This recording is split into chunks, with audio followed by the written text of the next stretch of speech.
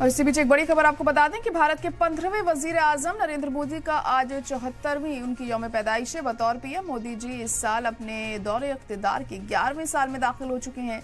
17 सितंबर 1950 को गुजरात के वाडनगर में पैदा हुए पीएम मोदी ने सियासत में एक बेहद लंबा सफर तय किया।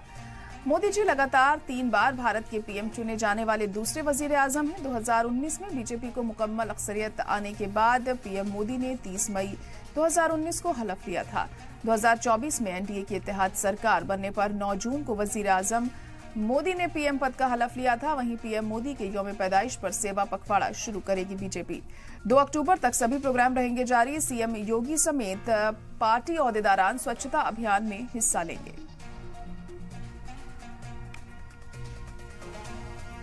तो पीएम मोदी की आज यौम पैदाइश है और अलग अलग तरीके से इस जश्न को आज मना रहे हैं बीजेपी के आला नेता। आपको बता दें कि पीएम मोदी के जन्मदिन के मौके पर खासी खुशी की लहर तमाम देशवासियों में देखने को मिल रही है। मोदी जी इस साल अपने दौरे इख्तिदार के 11वें साल में दाखिल कर चुके हैं।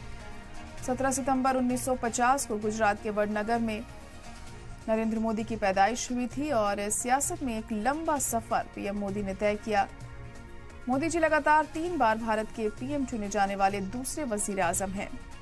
2019 में बीजेपी को मुकम्मल अक्सरियत हासिल करने के बाद पीएम मोदी ने 30 मई 2019 को हलफ लिया था। 2024 में एनडीए की इत्तेहाद सरकार बनने पर 9 जून को वजीर आजम मोदी ने पीएम पद का हलफ लिया था। वहीं पीएम मोदी की यौम पैदाइश पर सेवा पखवाड़ा शुरू करेगी बीजेपी। 2 अक्टूबर तक सभी प्रोग्राम जारी रहेंगे। सीएम योगी समेत पार्टी ओहदेदारान स्वच्छता अभियान में हिस्सा लेंगे।